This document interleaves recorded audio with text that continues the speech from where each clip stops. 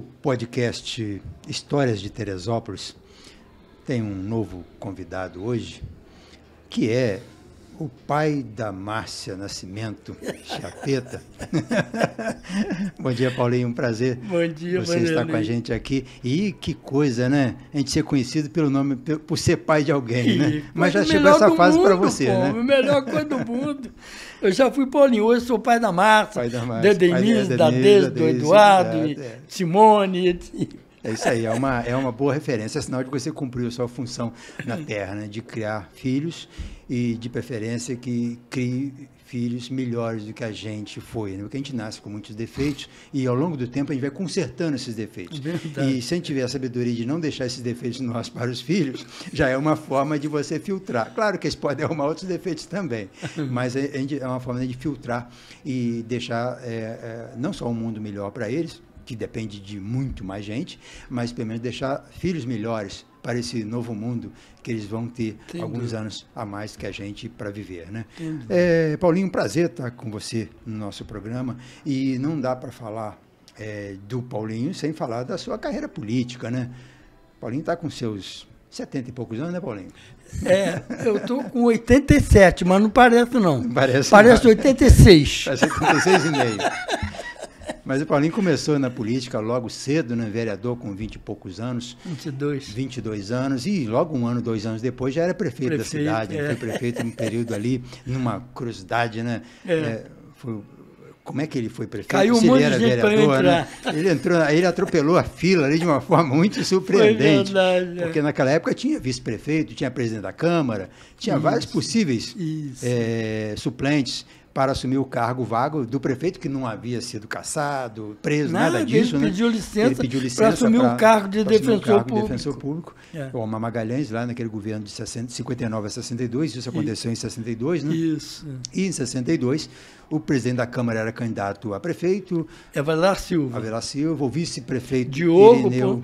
O vice-prefeito Irineu era candidato a prefeito também, isso, né? E o Diogo também tinha pretensões, né? Diogo ia ser candidato a vereador, de novo, né? E se ele tivesse no cargo de prefeito, ele não poderia ser candidato a vereador. Porque hoje parece que você pode, sendo prefeito, você pode ser candidato a vereador, né? Completamente hoje já pode quase tudo, né? Naquela antigamente não podia muito, não, né? Verdade. E aí sobra para o primeiro secretário da mesa, né? Que era o Paulinho. O João Simoca falou, não, tem que ser o mais velho.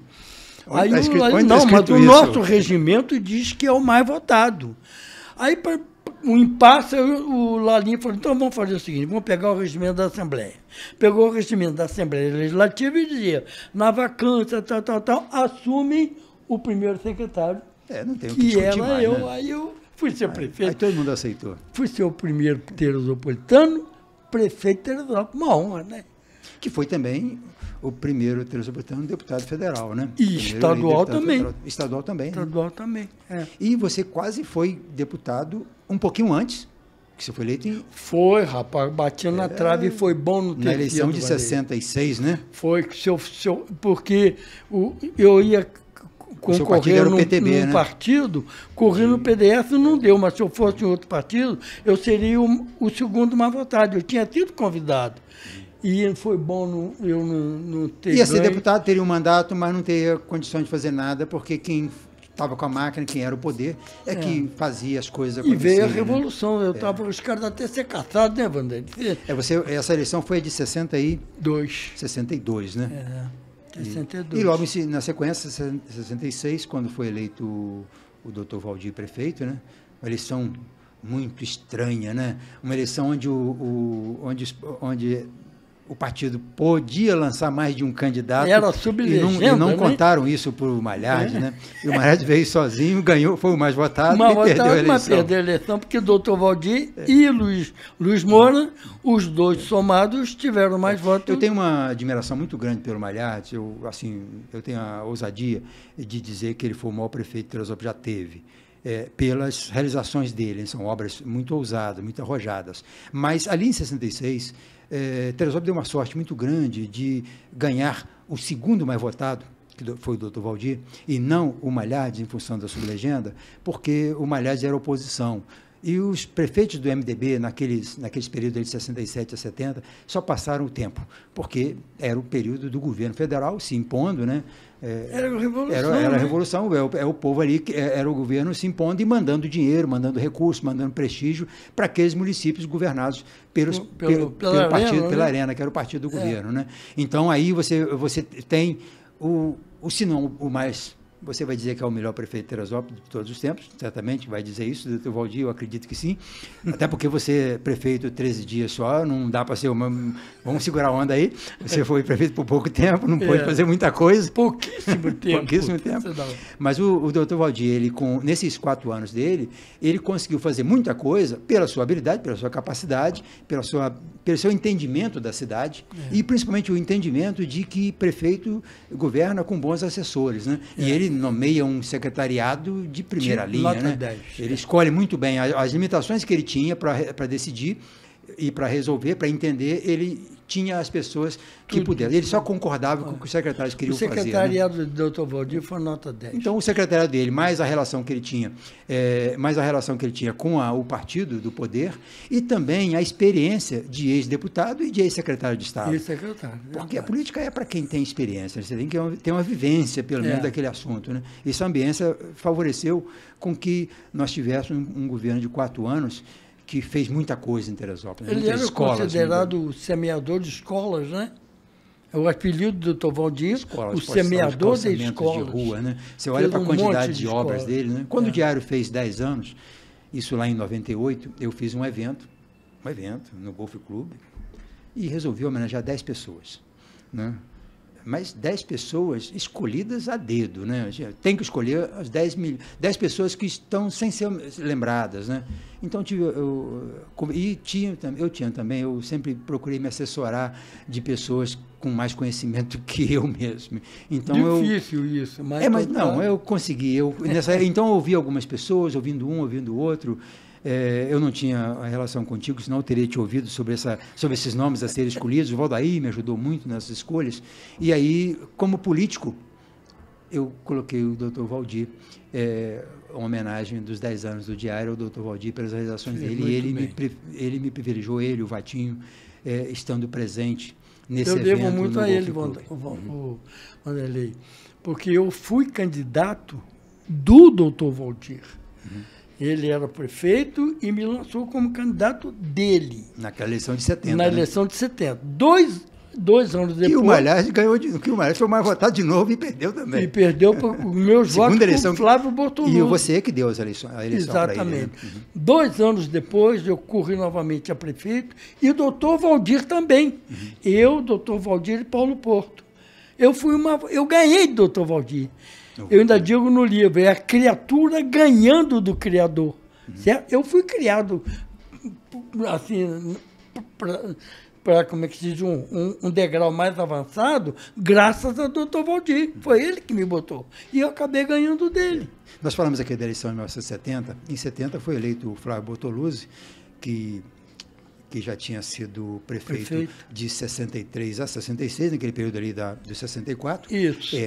Foi preso, Lalinha assumiu o cargo dele por 30 dias, mas cumpriu aquela função naquele período dele ali de prefeito, naqueles 4 anos. E em 70 ele vai ser candidato por um mandato tampão de 2 anos, onde as eleições seriam separadas de deputados, né, e as eleições municipais. A Revolução fez isso. E aí, em 72 ali, o Malhaz já estava ligado, que sabia que podia colocar 2 candidatos na legenda, né? Então ele colocou 2. E o Flávio me coloca o Paulinho Nascimento na outra chapa, os 2 candidatos do mesmo partido. Isso. A Arena vai sair ali com Paulinho e Flávio candidatos. E o MDB, partido de oposição, sai com Malhaz, ainda uma figura imponente na política, né? 2 vezes prefeito de Paulo Fronten, deputados várias vezes, e o Pedro Hélio vai ser o sparring, vai ser o segundo candidato ali da chapa, né? Você, na verdade, não era nem o primeiro nem o segundo da chapa da Arena. Eram 2 candidatos de mesmo peso, né? Mas ali parecia que o Pedro Hélio era um candidato mais para completar a chapa, né? Tanto que ele vai fazer 860 votos só, o Malhaz é o mais votado. 860, mundial, né? O meu que chamava ele de candidato rádio mundial. Porque o Daio da Mundial era 860, né? Mundial, da rádio. E aí, do outro lado, quando ele faz 860 votos, o Malhaz vai fazer 7 mil e poucos votos, né? perto de 7 mil e pouco, 7.500 votos, alguma coisa Isso, assim. É. E na Arena, 2 bons de votos, né? O Flávio fez 6 mil votos, né? 6 mil e você fez 5, né? Eu fiz 4.365. 460, somando os dois. Ganhou do Flávio. Aí ganhou do Malhaz. Ganhou do Malhaz. Outra vez. E o Malhaz perde a eleição de novo. E dessa vez ele fez mais votos que na outra. Que a diferença dele para o segundo colocado foi muito grande, mais de 1.000 votos, né? Foi. É interessante como é que essas coisas acontecem, né? São aquela coisa da sublegenda ali, né? E era uma forma também, sem te entender, de certa forma, como legítima, porque é a valorização do partido. Né? Naquele momento ali, hoje o partido, né? É tudo de aluguel, as legendas, ninguém se incomoda mais, né? São mais de 30 partidos. 200 partidos, virou eles se juntam em federação, partidos que não tem nada a ver um com o outro, federados, para não deixar de existir. Né? E naquela época ali a ideologia era tão forte. Só tem partido, né? Que tem ideologia no Brasil, que é o Partido Comunista, o PSOL e o PT. O resto é tudo embolado, é tudo igual, Vanderlei. Tudo não quer que a onça morra de fome, mas também não quer que o veado morra, né? Então, esses partidos muito... Nem o veado morre, nem a onça passa fome. Esse é um do arranjo, né? É muito ruim isso, porque a gente tem que ter posições claras, né? E a política é de posições, você tem que dizer, eu sou contra ou eu sou a favor. Ele tem que... aí a pessoa te avalia. E você convence mais aquele grupo de pessoas ou não. Como esses partidos aí, que você fala mais, os partidos mais à esquerda, né? Eles são muito concisos, eles são capazes de dizer, eu defendo isso, isso e isso. Uhum. Quem concorda comigo, vem. E como eles dividem um eleitorado, são menos dividindo um eleitorado menor também, mas são menos partidos, eles acabam contemplando. E do outro lado, todo mundo quer agradar todo mundo, mas são muitos partidos, mais de 20 legendas, com a mesma ideia, com a mesma ideia, né? Então acaba não cumprindo ali, não agradando, né? Aí a minoria ganha da maioria quase sempre, né? Isso é que é o problema. Né? E sem contar também que não fica muito legítimo o processo político. Porque a política é colocar a cara na frente e dizer, eu penso isso, eu acho isso. Não é ficar escondendo ali, eu estou pensando ainda, eu vou ver, o bate-pronto é fundamental na política, né? Embora nesse período todo, você foi deputado estadual 2 vezes, né? Não, uma vez só. Uma vez, quase... Bom, teria sido eleito se tivesse um PTB em 62, né? Você não quis mudar de partido, saiu do partido e foi para um outro e acabou não se elegendo. E deputado federal, você ocupou por um período de... Juntando tudo, deu pouco mais de 6 meses, Vanderlei. Mas conseguiu trazer algumas coisas para Teresópolis, quando pontuar o mandato, né? Foi. Eu trouxe bastante coisa para Teresópolis. Modéstia à parte, eu digo o seguinte, eu não fui a Brasília tomar cafezinho. Eu fui trabalhar, Vanderlei. E graças a Deus eu consegui. E as portas me foram abertas em Brasília pelo Dornelles. O Dornelles era o presidente do meu partido, era ministro. E tudo que eu pedia a ele, ele fazia. Eu fui ao ministro como é que se diz, do ministro da Educação, Valdair Queiroz é que me falou, Paulinho, a FESO tem 3 pleitos em Brasília, Faculdade de Odontologia, de Medicina Veterinária e de Direito. Vê se tu consegue um. Eu falei, pô, você que está me pedindo? Será que o pessoal da FESO não sabe que pela primeira vez Teresópolis tem um deputado federal? Ou se eles sabem, não estão fazendo fé nele, né? Porque não me procuraram. Quem me falou sobre o problema da FESO foi o Valdair Queiroz. E eu fui ao ministro que estava para viajar. O Dornelles pegou o telefone, tocou para ele, estou com um deputado amigo meu, gostaria que você atendesse. Manda o cara vir aqui. E eu fui na hora. O problema é esse. Ele chamou um assessor e falou, eu quero que pelo menos uma das 3 saia, porque eu quero atender. E naquela época era bom, sabe por quê, Wander? Porque estava na hora de votar o mandato, né? Por exemplo, poder ser candidato a presidente, poder ser... Então, tudo que a gente pedia, eles conseguiam, precisavam do voto da gente. Perfeito? E eu abusei. Agora, mas também você tinha um deputado lá para te abrir porta. E se eu tivesse isso e não tivesse feito, eu era incompetente. Então, eu aproveitei porque eu tinha alguém para me abrir porta e pedi. Você sabe que nós teríamos mais de um pedágio em Teresópolis. Sim. Aquele da Washington Luiz. Você entrava e pagava mais um pedágio, 11 quilômetros depois você pagava outro. Eu fui ao Dornelli e ele novamente me botou em contato com o ministro, Eliseu Padilha. Aí ele falou, mas deputado, eu não estou sabendo. Eu falei, por que o senhor não está sabendo? É que eu estou aqui para falar com o senhor. Isso é um absurdo. E tem uma coisa, ministro, eu podia, se quisesse, entrar com uma ação ordinária, Paulo Nascimento, deputado, podia entrar com uma ação para acabar com isso. Mas eu quero resolver administrativamente. 3 dias depois, o secretário toca para mim e fala, deputado, pode dizer ao seu povo que esse pedágio não vai ser cobrado. E os tapumes da obra foram retirados e não teve pedágio. Tu lembra disso? Eu lembro disso, você estava... Eu dei notícia disso no jornal com entrevista sua na redação. Você me deu uma cobertura extraordinária sobre tanto o negócio da FEB, e tem um detalhe, o Vanderlei, eles sabem que fui eu. Uhum. E tem um detalhe, a primeira turma da FEB de odontologia, eu tive 3 convites. A filha do Valdair, a filha do doutor Augustinho e um outro o outro rapaz que eu arranjei qualquer coisa para os pais dele. A FES nem tomou conhecimento que existia. E você falou de FES, falou dessas conquistas e falou que você usa como ponte, né, te faz um pedido o Valdair. O Valdair deve sempre ser lembrado com muito respeito nessas horas de intermediação, porque o Valdair tem uma visão, assim, ele participou de forma... Sabe aquele cara que o olhar dele ajuda a completar o caminho, né? E o Valdair tem bastante passagens assim na história de Teresópolis. Tudo, ele participa. Deixa eu te Inclusive falar. na própria criação da FES, porque ele é dessa época da criação da FES, aquela conversa de Robertão, do Afif, aquele agrupamento de pessoas ali. Verdade. O Valdair estava nos bastidores, divulgando, falando sobre aquele assunto, né? Incentivando aquilo e fazendo acontecer, né? Mas, Vanderlei, deixa eu te falar. Eu digo o seguinte, Delcio Monteiro e Valdair Queiroz, você diz o nome de uma pessoa, se eles não conheceram, tu pode estar certo que esse cara não existe. Tá certo, Paulo. Ele conhecia todo mundo, pô. Nós íamos falar sobre esse livro aqui, Bastidores, e acabou que a gente não falou muita coisa, né? O Paulinho lançou esse livro aqui, o meu, autografado, em 2015, né? Foi lançado na Casa Memória com um público recorde. Eu nunca vi tanta gente no lançamento de livro como aquele lançamento do Paulinho Nascimento. Você falou isso. E Vanderlei, eu fiz uma segunda edição. E eu tenho uma honra, um orgulho, entre aspas, muito grande, que quem fez a orelha da minha segunda edição, sabe quem foi?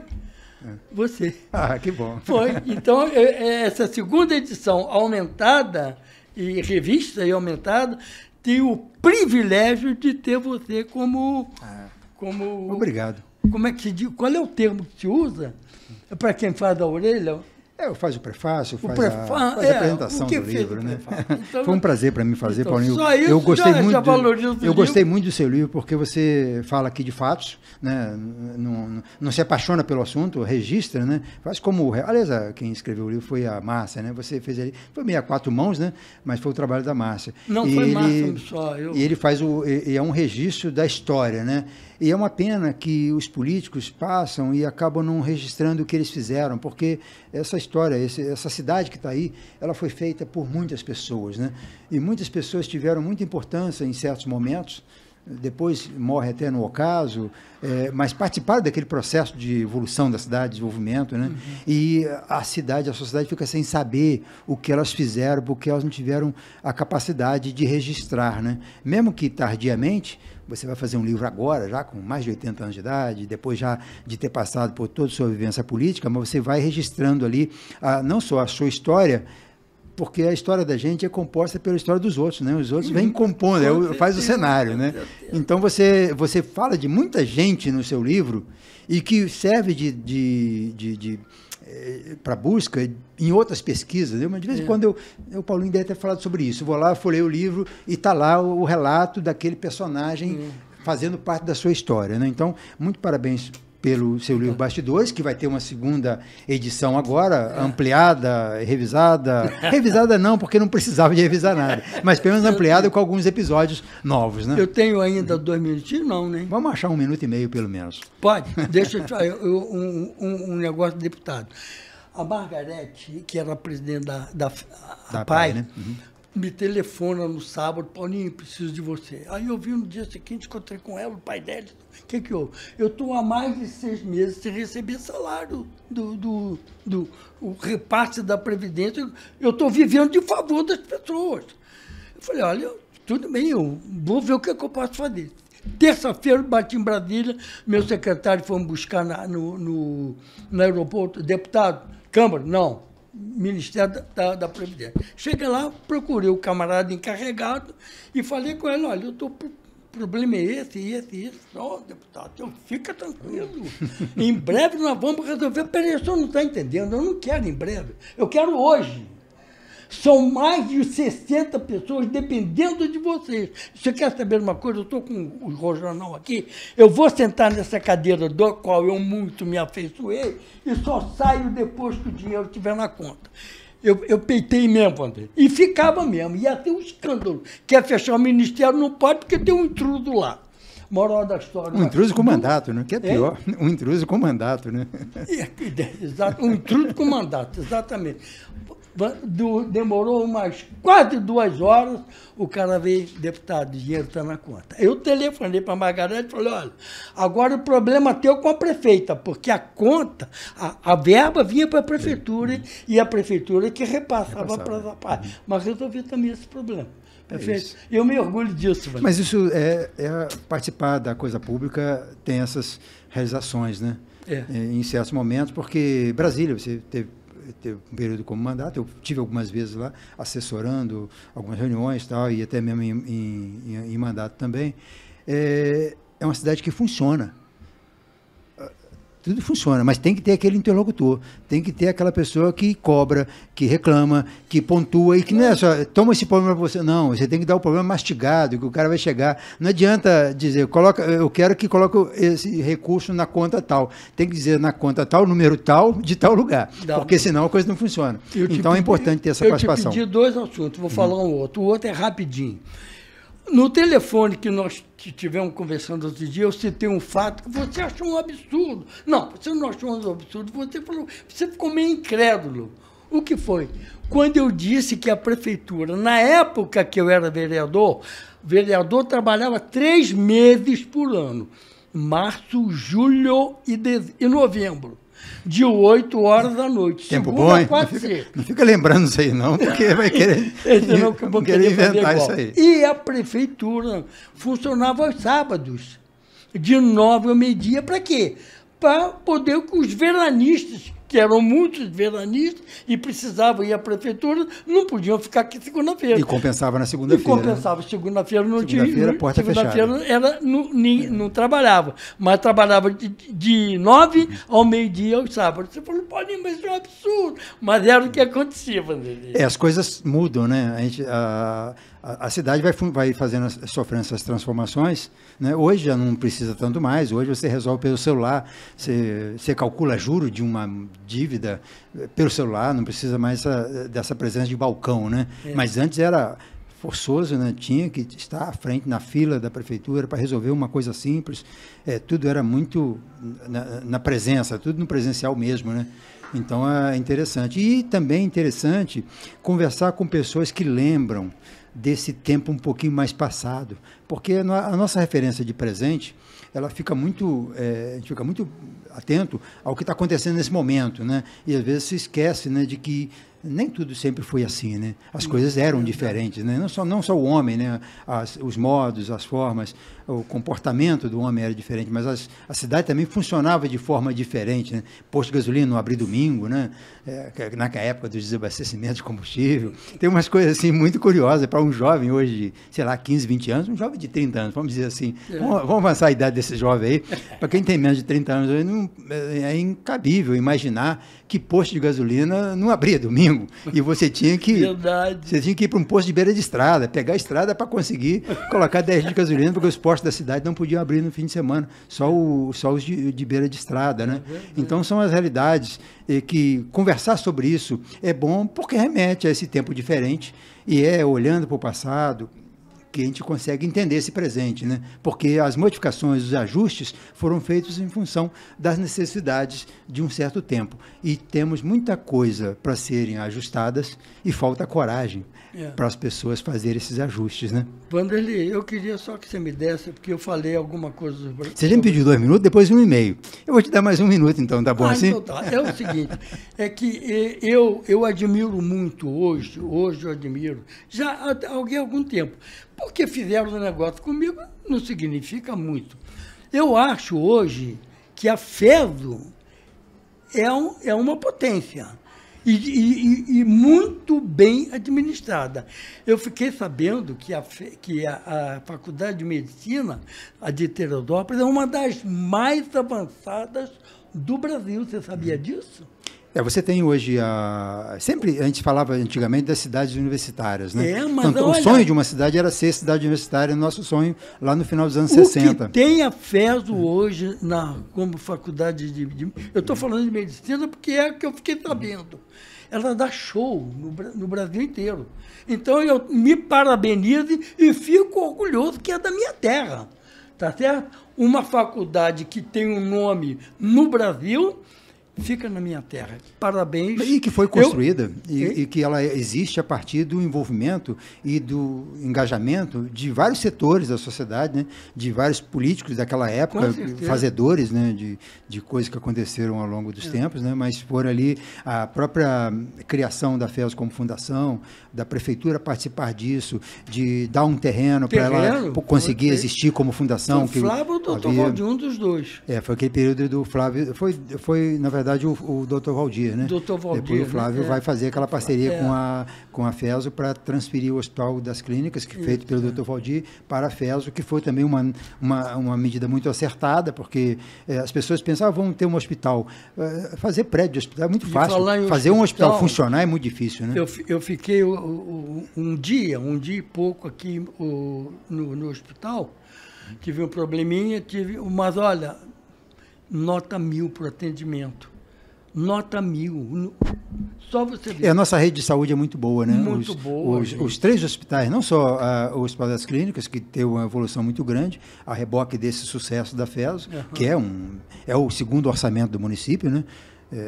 É verdade. Segundo orçamento do município, quem mais emprega, quem mais movimenta dinheiro, quem mais movimenta a economia da cidade é a FESO, e ela tem uma gestão muito eficiente. O sucesso vem da gestão eficiente, né? E não do privilégio de uma faculdade. Se não fosse uma gestão eficiente, tem muitas faculdades, tem muitas cidades universitárias aí não podendo se beneficiar do título, porque não tem uma gestão da sua universidade de forma eficiente. Né? Então, merece os parabéns à atual direção da FESO e às direções que culminaram com essa atual direção, né? Porque às vezes você administra uma coisa, mas você pega uma coisa já andando, né? Então ela vem andando com sucesso há várias gestões, há vários anos, né? Então agora culmina com essa potência que vira a FESO e a importância que ela tem para a cidade, né?